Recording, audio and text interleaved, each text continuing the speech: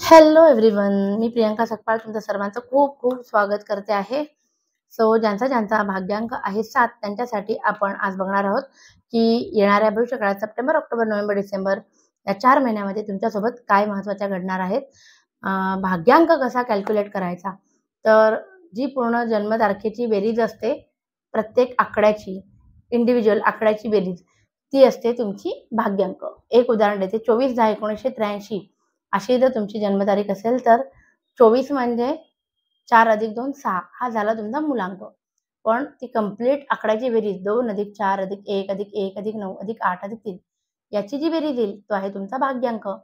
मग आपल्याला काय करायचं आहे, भाग्यांकानुसार जे काही व्हिडिओ अपलोड केलेले आहेत ते बघायचे आहेत.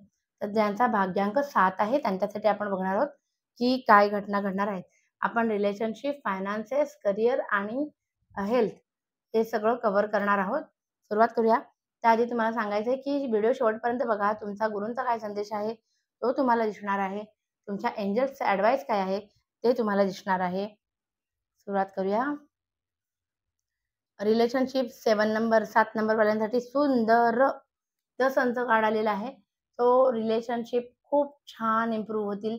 जे रिलेशनशिपमध्ये नाही आहेत त्यांच्या आयुष्यात योग्य व्यक्ती येईल.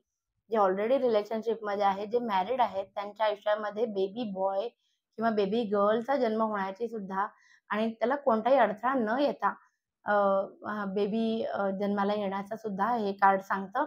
So I am very much happy for this. So relationship सुंदर. आता बघूया आर्थिक बाबतीमध्ये ना, घराचं रिनोव्हेशनमुळे तुमचं काही ना काही काम निघेल आणि साठवलेले पैसे तिथे खर्च होण्याची शक्यता आहे. थोडी चर्चा होईल घरामध्ये काय करायचे काय नाही आणि तुमचे पैसे थोडेसे घरावरती खर्च होण्याची जास्त शक्यता आहे. शिवाय आर्थिक डिसिजन हे कार्ड असंही सांगते, चर्चेचं कार्ड आहे, टीमवर्कचं काम आहे. सो आर्थिक महत्त्वाचा डिसिजन घ्यायचा असेल तर चर्चा केल्याशिवाय पुढे जाऊ नका. त्यानंतर आपलं करिअर सुंदर. धैर्य फंड आलेला आहे. करिअरमध्ये सुद्धा तुम्हाला प्रोफेशनल ग्रोथ खूप चांगली आहे. नवीन जॉब जरी करायचा असेल तर तुम्हाला चांगले दिवस येणाऱ्या 4 महिन्यामध्ये आहेत. आणि लास्ट हेल्थ.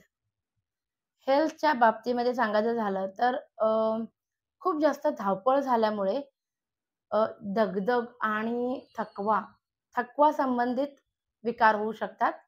रक्ताशी संबंधित विकार होऊ शकतात आणि पैसे खर्च पण होऊ शकतात. सो काळजी घ्या, दगदग करू नका असं हे कार्ड सांगतात. सो जसं की आपण म्हटलं तर एंजल कार्ड्स बघणार आहोत आपण. त्या तुमचे एंजल्स तुम्हाला काय सांगू इच्छितात, या येणाऱ्या भविष्यकाळामध्ये तुमचं कसं वर्तणूक असली पाहिजे, काय ॲडवाईस आहे. Peaceful resolution. जिथे जिथे तुम्हाला वाटेल की वाद होण्याची शक्यता आहे, एंजल्सचा ॲडवाईस विसरू नका. अरेला कार्य करायचं नाही, शांततेत प्रकरण मिटवायचं आहे, असं आपल्याला एंजल्सचा ॲडवाईस 7 नंबरवाल्यांसाठी आलेला आहे. आता आपण बघूया तुमच्या गुरूंचा काय संदेश आहे ते.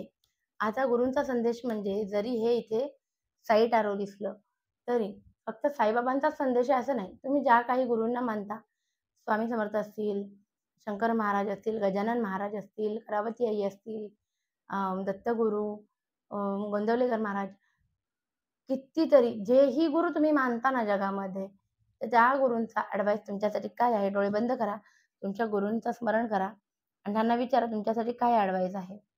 ठीक आहे, बघूया.